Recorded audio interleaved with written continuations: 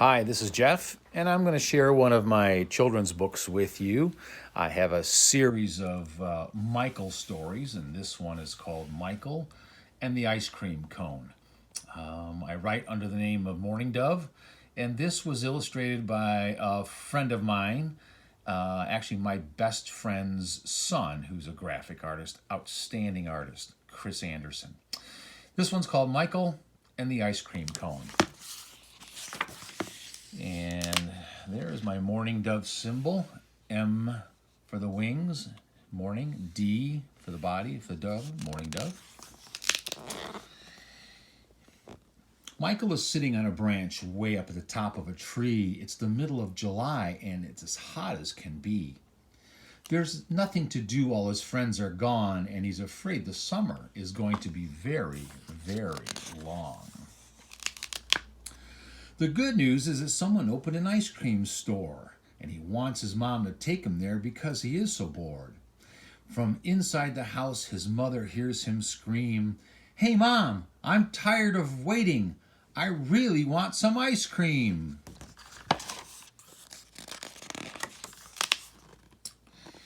Michael was a little rude, and she did hear what he had to say, but refused to answer, hoping he'd ask a nicer way. So down the tree Michael climbed and marched straight into his home in hopes that his mom would give him a great big ice cream cone. He was determined to get it by hook or by crook, but Mom gave him that "stop right there" kind of look. She said, "We don't have any ice cream, and even if we did, I wouldn't give any to a young man that yells just like a little kid."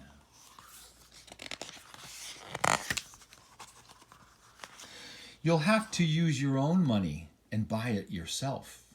So a frustrated Michael took his piggy bank off the shelf. He gave it a good long shake in hopes that he would hear the sound that meant his ice cream was near.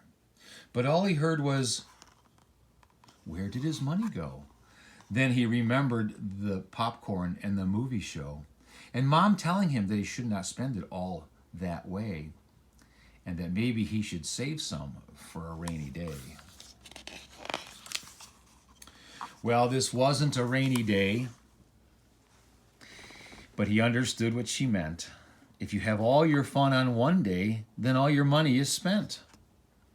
So with his head hanging down, Michael heads out for a walk. Actually, the only reason he walked was so he could sulk. Maybe he could find a coin or two that someone had lost. He wasn't sure how much that ice cream was going to cost. Perhaps 1 quarter, 2 quarters, 3 quarters, 4, 5 quarters, 6 quarters, 7 quarters, or more. He searched the sidewalk in a detective sort of way, and he found something that really made his day. He found 1 quarter, 2 quarters, 3 quarters, and 4, 5 quarters, 6 quarters, 7 quarters, and more. He went a little further and it happened again. Things like this just don't happen now and then. He was starting to feel lucky as he continued to look. He was determined to buy ice cream no matter what it took. He found a quarter again and again and again. He felt so happy, like his luck would never end. That's when he heard a wail, a cry, a sobbing scream. It was a little boy sitting on the edge of the street who was all dressed up, nice and neat. Michael didn't know him and figured he was new to town. The boy had been crying and had a very sad frown. "What's the matter?" asked Michael, trying not to be a bother. The boy replied, "I was about to buy a gift for my mother. I put my quarters in my pocket as I headed to the mall, but I found a hole in my pocket and I have lost them all." Michael could feel the weight of the coins as he sat, but the weight on his heart was even heavier than that. He really wanted to buy himself that ice cream cone, and he only had enough to buy one for him alone.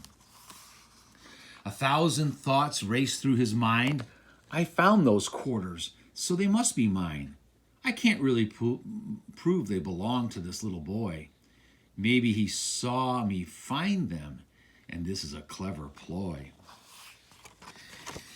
But Michael trusted people, and he usually did what was right. And though those thoughts almost won, but he bit his bottom lip tight. And with a deep sigh and a great big grin, he realized that this is where honesty begins. You don't need to worry. I have found them. And with great surprise, the little boy looked up at him. You found my quarters and you're giving them back to me? Thank you so much. You're as nice as anyone could be. Michael felt a little funny because he'd still rather have the ice cream cone, but he felt sorry when he heard the story and saw the boy was all alone. He seemed new to town and he was just sitting on the street corner, so he reached into his pocket and he gave them all 8 quarters. The boy's face more than lit up. He couldn't believe his eyes. To have someone find and return them was quite a surprise. He thanked Michael and said, "Thank you. My name is Jim. My parents just bought a house here and we just moved in." Michael introduced himself and the 2 boys began to talk. They had a lot in common. Michael was happy that he took that walk. Jim and Michael talked and played until the day came to an end, when Michael did not get his ice cream cone, but he did get a new friend. Jim said, "Why don't you come over and meet my pop? My parents opened a new business. We can stop by his shop." Michael said, "It's getting late. I should be getting home." "Okay," Jim said, "but it's an ice cream shop and we'll get a free cone." This time, Michael's eyes lit up. Could he have heard it wrong? He said, "I have been waiting for an ice cream cone all day long." So Jim and Michael walked over to the ice cream shop, and Michael was very happy to meet Jim's mom and pop. Finally, Michael got his ice cream cone that day, and he got something else along the way. He learned that honesty pays in the end, and being kind to someone can make a friend.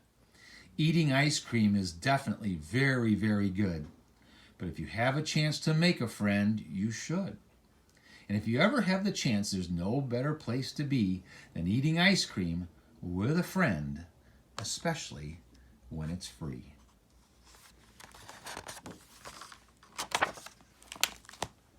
All right, that's Michael and the Ice Cream Cone. And there are other books coming, and stay tuned for more.